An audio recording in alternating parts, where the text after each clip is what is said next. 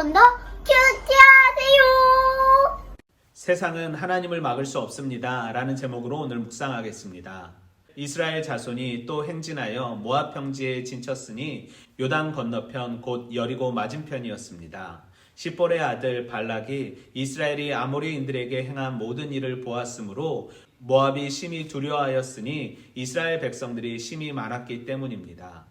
모압이 이스라엘 자손의 연고로 번민하여 미디안 자손들에게 말하여 이제 이 무리가 소가 밭의 풀을 뜯은 같이 우리 사면에 있는 것을 다 뜯어 먹으리라 하니 때는 십볼의 아들 발락이 모압의 왕이었습니다.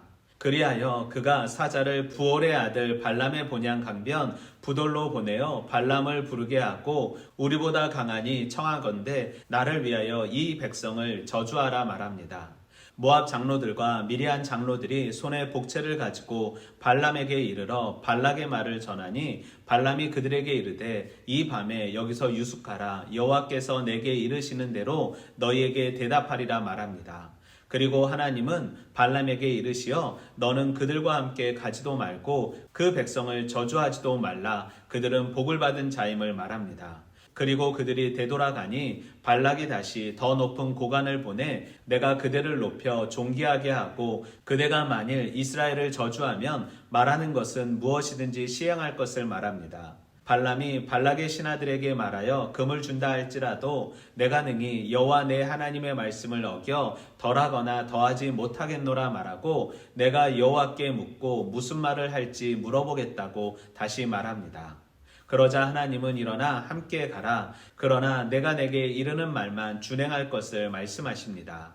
발람이라는 이름의 뜻은 탐닉하는 자, 백성을 파멸시키는 자의 뜻을 가진 선지자로 22장부터 24장에 걸쳐 계속해서 책망받으며 심지어 나귀의 충고까지 들으면서도 깨닫지 못한 거짓 선지자였습니다.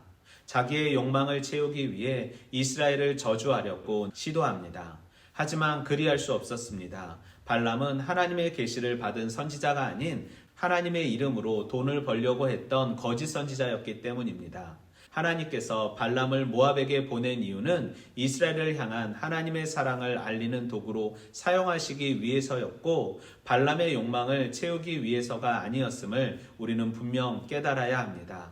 우리는 본문 속에서 이스라엘의 보호자이며 구원자이신 하나님, 하나님의 말만 전하길 원하시는 하나님, 돈과 권력보다 하나님만 예배하길 원하시는 하나님을 발견할 수 있습니다. 사람의 지식과 경험으로는 하나님이 행하신 일을 막을 수 없습니다. 오로지 순종할 뿐이어야 합니다. 그러나 발람과 발락은 하나님의 계획을 막으려 했습니다. 자신의 이익과 만족을 위해 하나님을 이용했던 발람과 발락은 결국에 심판을 받게 됩니다. 하나님은 이용의 대상이 아닌 존경의 대상입니다. 하나님을 이용하여 자신의 이익과 만족을 채우는 것이 바로 죄입니다. 그리고 오늘을 살아가는 우리가 경계해야 할 것은 하나님의 뜻이라고 은밀히 찾아오는 거짓 선지자들입니다. 참 선지자를 구분할 수 있는 힘은 오직 하나님께로부터 나옵니다.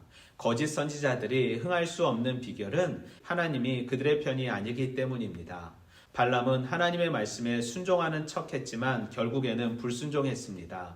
왜냐하면 발람은 참 선지자가 아닌 하나님을 이용한 거짓 선지자였기 때문입니다. 또한 발락은 하나님의 역사를 들었음에도 불구하고 스스로의 길과 스스로의 영광을 위해 하나님의 백성들을 저주하려다가 결국에는 망하게 됩니다. 성도의 삶은 하나님의 역사를 인정하고 하나님 안에서 승리를 쟁취하는 사람들입니다. 나의 이익과 만족을 위해 하나님을 이용하는 어리석은 삶 살지 않기 원합니다. 하나님과 동행함으로 내 뜻을 전하는 삶이 아닌 하나님의 뜻을 전하는 삶 살기 원합니다.